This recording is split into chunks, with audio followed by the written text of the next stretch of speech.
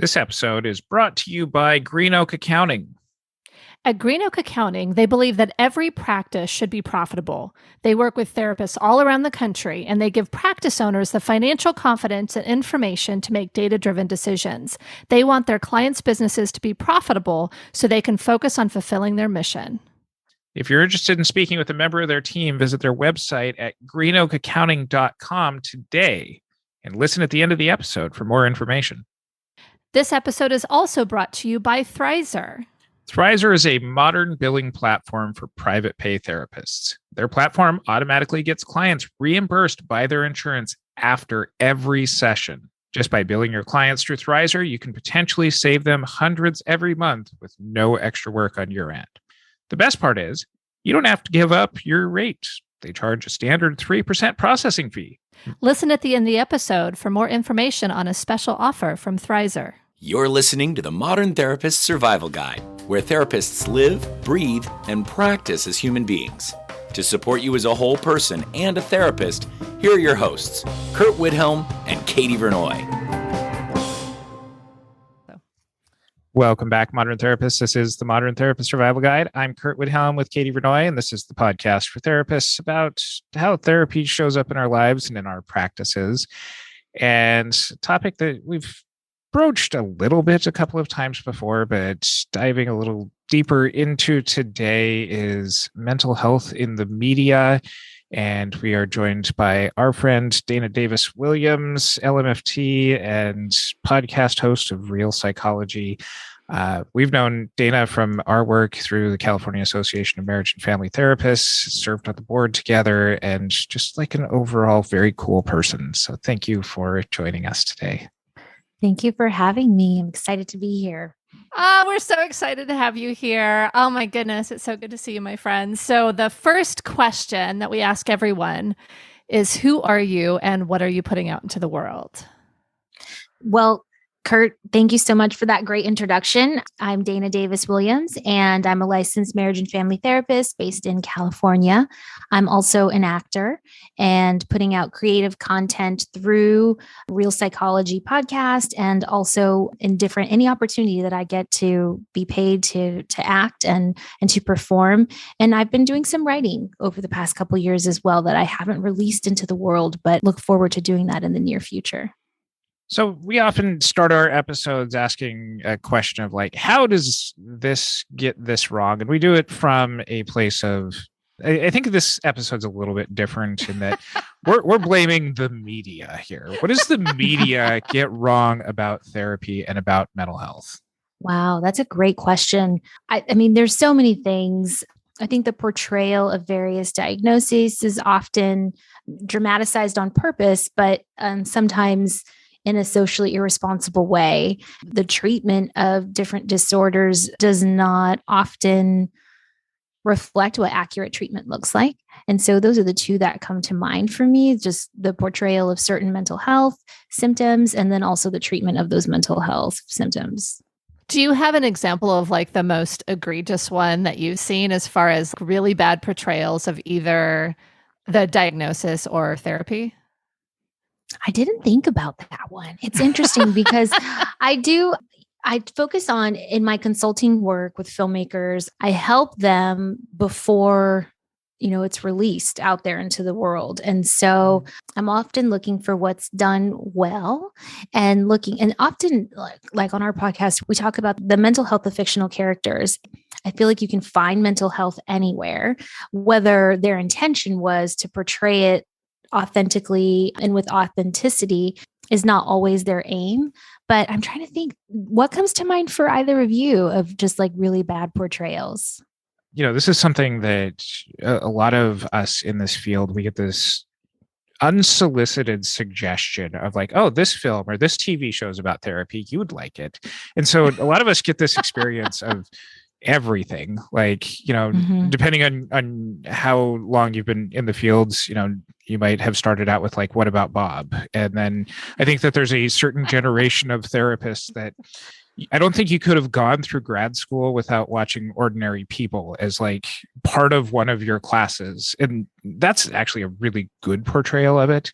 In Treatment was really good for a season, I think. And then I think that there always ends up becoming kind of this plot device where certain shows just kind of use therapy as like this insight into a character, like an unethical action by a therapist that, just moves the rest of the story along. I don't know. Like a lot of the ones that come to my mind are like, here was a really good thing, and then character or new writers got added to the show or something that just took a character sideways, like The Sopranos,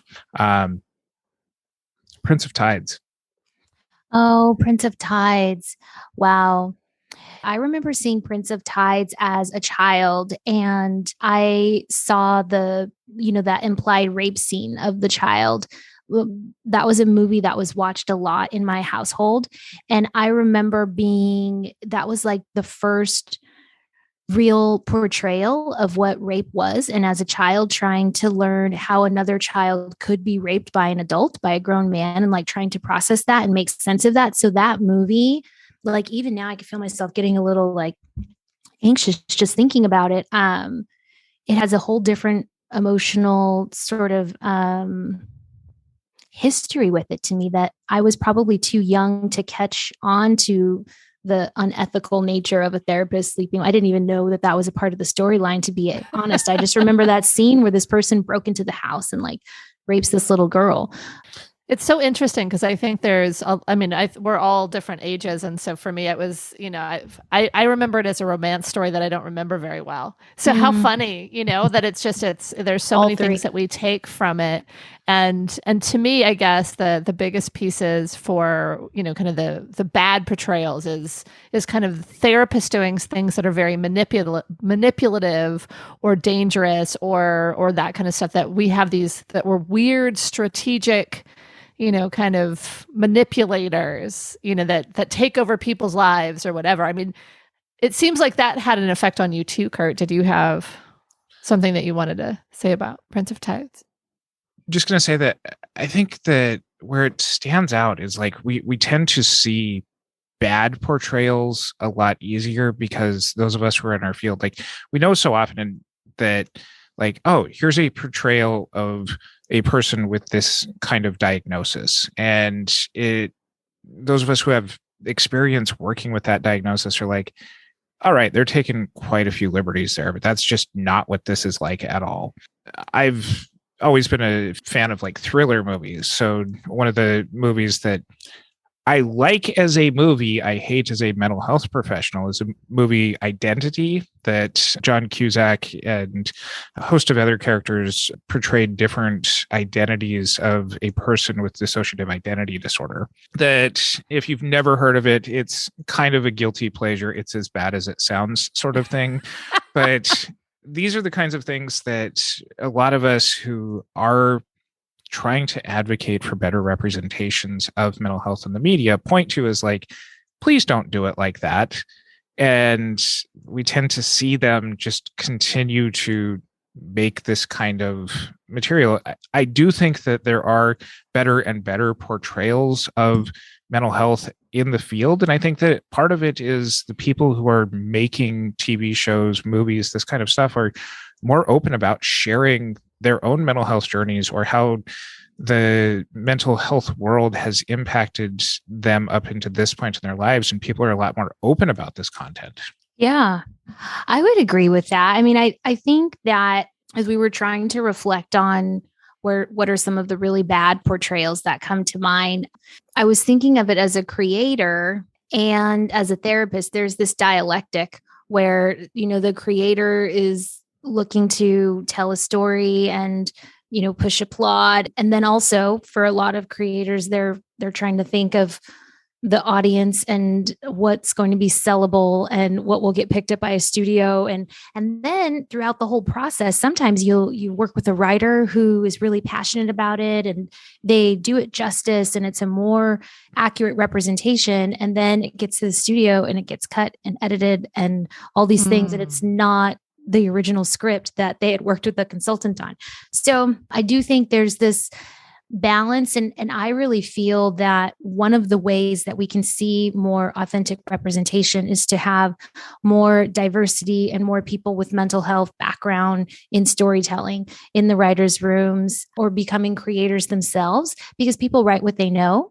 And when you have someone who hasn't lived it writing about it, of course, it's going to be one stereotype after another is their frame of reference. So to Curt's point, I think when somebody is writing about their own personal experience or supporting a loved one, being in proximity to a loved one who has a mental illness or is working through things therapeutically, that you get more authenticity in the storytelling. It's interesting because I think there's opportunities there for folks with lived experience as well as therapists, and therapists can be both, right? Mm-hmm. And I'm just curious from your own experiences how therapists kind of make that foray, because you are a creator. I mean, I think that was almost simultaneous with becoming a therapist, or maybe even before becoming a therapist. But what does that process look like? Really being able to take the work that you're doing as a therapist and translate that into a sellable piece of film or TV?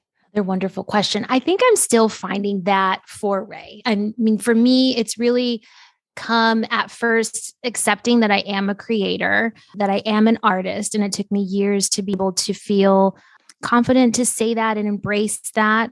And then from that point, it was sort of following my intuition and being open and saying yes and creating. I mean, if you're make something, put something out there, do the work. I think that's the first foray into it, because I think a lot of people have ideas like, oh, I thought about this book or I've thought about this story, but they won't take the next actionable step to even outline it or just start writing every day. Or if they're, a musician, to go play music somewhere. So I think it's being willing to create that art and to do it from a heartfelt, authentic place where there's, willingness to be vulnerable, like bringing some of yourself to your work.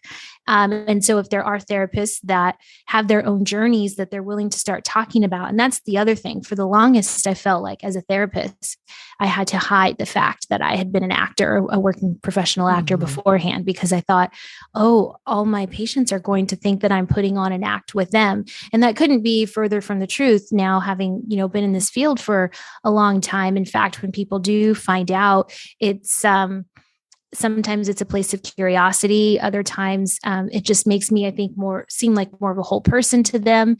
And so I think there's benefit in that. And I just would encourage, if there are any therapists out there that have been feeling intimidated about taking a first step, that any first step is you are foraying into that sort of, melding the two worlds. I'm hearing some similarities almost to the way that we talk about building a practice, of just kind of being able to take some of these ideas and make them into something concrete, and then being able to share that. It's just really fine-tuning that down for a particular way of delivering this message. Yes, I would agree with that 100%. And I think that I would not be where I am today as a creator if I hadn't have gone through the process of successfully building a private practice. I've followed a lot of the model of what was successful for me in building my practice for going back into the film and television industry and building something for myself as an artist. I know you've also been consulting, which may be another first step for folks to kind of engage in the creative process and potentially take part of the responsibility of, kind of responsible representation in the media. What does that look like? Getting into consulting and then even the consultation process, so people know if they want to actually try. Yeah. It really varies. I think there are some creators that will come to you and they know exactly what they want consultation on. And so they might hand you a script and say, look at the specific scene. I want notes on the dialogue. And then there are others where there's a concept and they want guidance around how to make that concept more authentic, more socially responsible. And I think there are others that like the idea of consultation, but don't even know what they want to know. And so they just hand you a script and say, what do you think about this? And you kind of choose how deep you want to go. Like there are some times where the script is so raw, or you might see so many opportunities for edits that it can be discouraging to the person, the creator. And so you have to kind of decide how much input you want to provide or you're being solicited. I have a line where if there was something that I felt was morally or potentially socially harmful for people, like if it was so inaccurate that it could cause harm or damage to others, then I won't hold back and I'll definitely say that. But I think, and some people also decide to specialize within their specialty. So I'm only going to consult with people that, like, if someone has their background is in drug and alcohol counseling, they might say, I'm only going to talk to screenwriters that are looking for consultation around drug and alcohol issues in their storytelling. And I think there's some that are more generalist. So it's very unique in like building a private practice where you can kind of find your niche and pick your specialty. I think there's an opportunity for that in consulting. And if somebody's looking where to start, I think a person could start with just building a website. Some people are very adept on social media. So having a presence on social media. I think you can do more grassroots networking, becoming involved with your local film commissions, just getting to know other filmmakers and introducing yourself, saying the service that you provide. There are many different avenues into it. That's very helpful. I think one of the things that you and I are both aware of too is the consultations that are like, all right, we got this character with this diagnosis. What can we reasonably get away with? That is also kind of that pushing that boundaries. How do you look at that process as opposed to kind of like, we know you off air. We've known you for quite a while. We know you as a good person with good morals, and we trust you when you say that you're going to do like the good consultations. But what about those ones that push the lines a little bit here? Yeah, I haven't had that specific example, but what I've had multiple times is a filmmaker or a studio coming to me and they're looking for the silver bullet. They have a character that has had some trauma or is struggling with a specific diagnosis or relational conflict or what have you. And they want to know what's the silver bullet 1 or 2 page scene that we can include. And sometimes not even that. Sometimes it's like, what's the 5-second dialogue that we can include that shows that they have worked on their mental health, they have recovered, and they are thriving. And it's like, it doesn't work that way.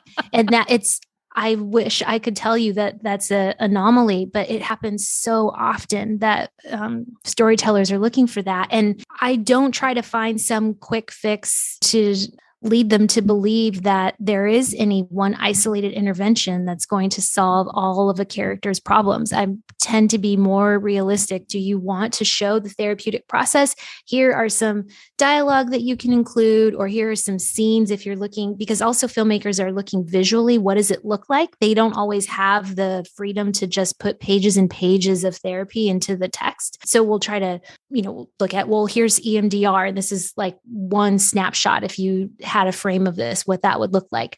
But ultimately, if someone says we're really looking for the silver bullet of the one thing, I have to be honest. I don't think that is appropriate in the context of what this character is suffering with, what the backstory is on this character. And so I can't give you a silver bullet.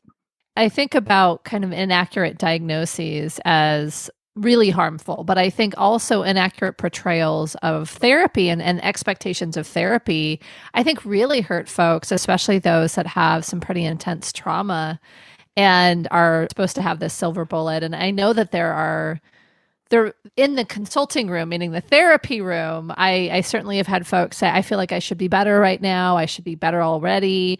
It's taking me too long. And I know that part of that is the media portrayal of these silver bullets of this, like, I am healed. It's kind of like, what is the fast track to post-traumatic growth? Like, how do I get there? Right. Well, but it doesn't show the whole picture. And I think it's interesting because I hadn't thought about that being the thing that you would have to fight back against the most. I mean, you've said that there's times when you'll kind of, this is too egregious, this is too socially irresponsible, I'm going to lay it on the line. I mean, how do you navigate that? Because it's something where it seems like you have to really be willing to stand up and say, no, this is wrong.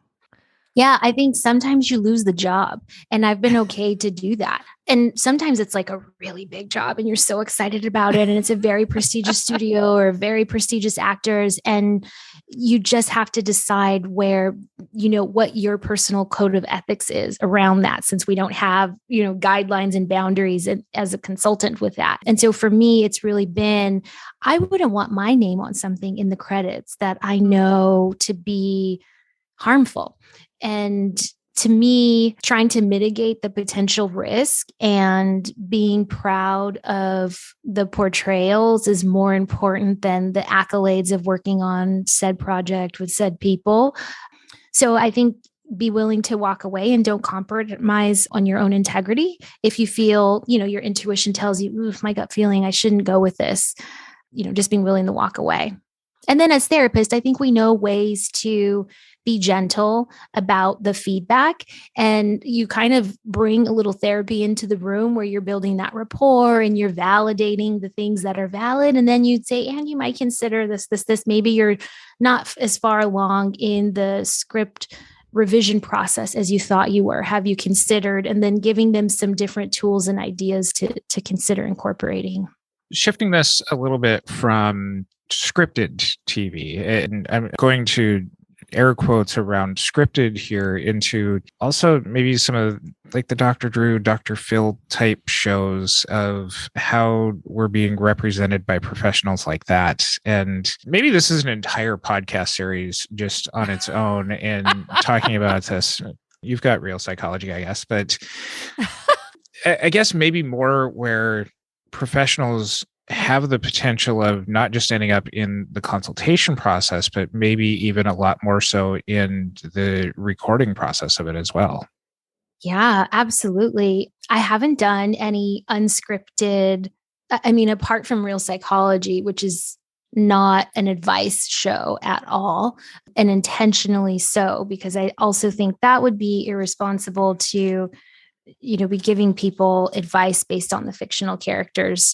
And I don't talk about anybody who is a real person, only completely fictional. But I've heard things over the years from different therapists, their personal opinions about the type of clinical work or perception of clinical work that some clinicians are doing on unscripted television. And I believe that is a conversation worth having about how can that be either more accurately represented or not exploiting a patient or a person's pain or suffering or the relational trauma that they're experiencing, which I think you do see a lot of that for ratings. And I think too, part of it probably also comes with educating studios too, because people are creating content for studios to buy into it as well. And then someone's just got to create a different successful model and see that it gets the viewership, so that it gets the advertising, so that it gets the ratings. And I think it could actually change the way that we do those unscripted shows. It's what our audience is going to watch. If an audience doesn't like something, like their films and television shows that we were thinking about naming that we thought got it wrong, anytime we watch it, we're supporting that film in some way or that show. And so don't watch things or pay tickets for things that you feel are unethical or unresponsible, because it sort of enables that to continue.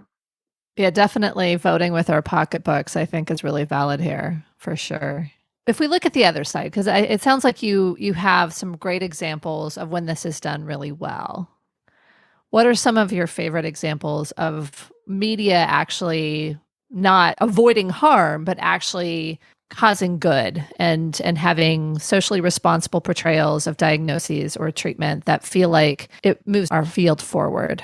There's several that come to mind. One that comes top of mind is an episode of This Is Us. It was the episode called Toby. I believe it's season 3, episode 5. And it shows Toby's character struggling with depression. And it also showed a bit of backstory where you could see that his mother struggled with depression.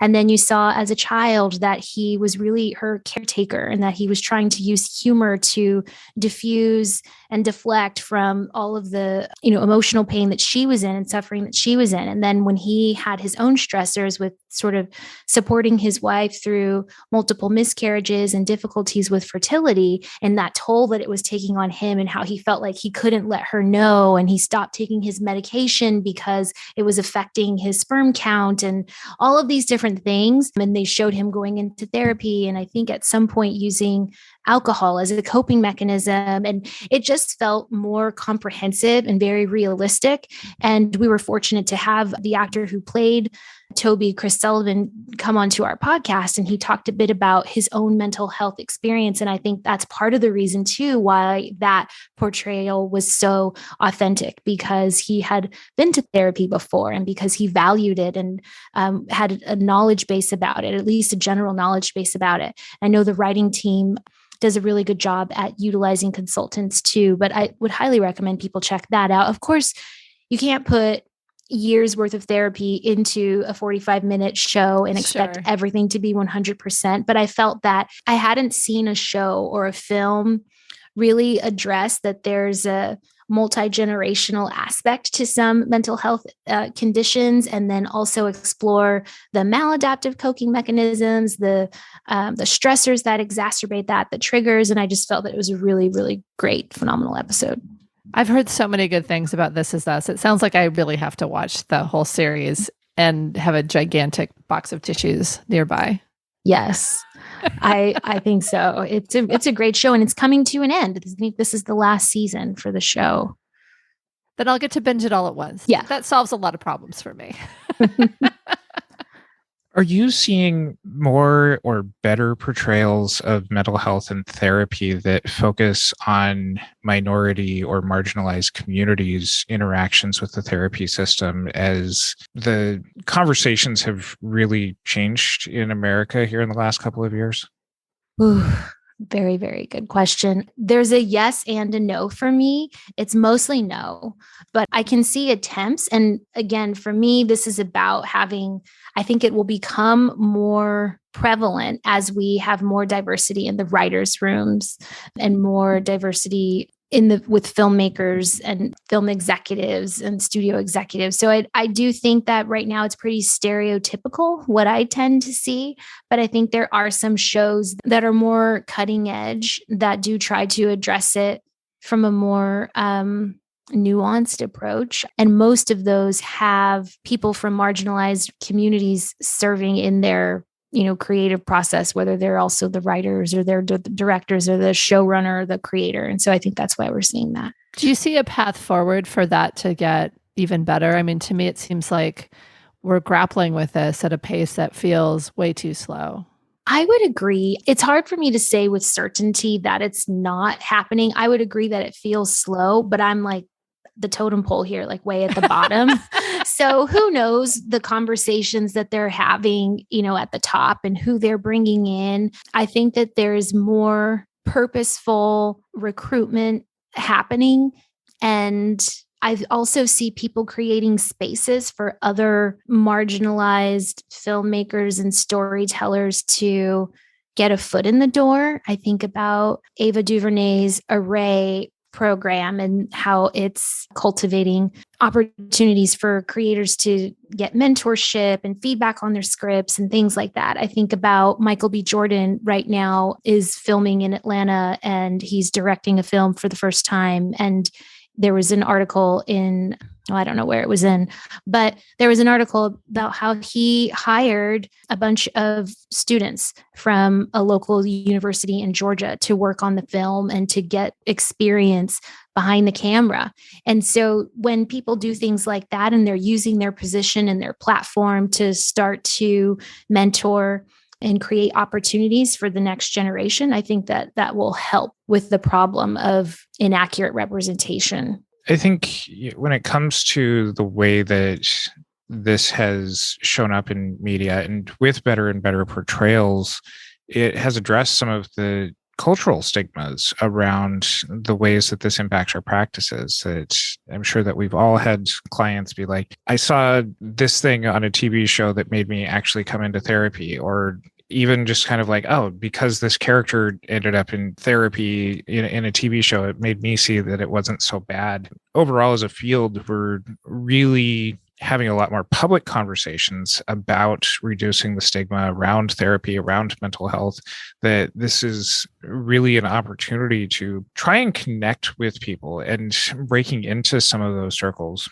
Other tips that you might have beyond just kind of like, here's my story, and trying to shout that out on Twitter to whoever's writing or whoever's potentially making the next show, that you might suggest that people might try and get on kind of this groundish floor of helping to shape the way that mental health is shown in the media?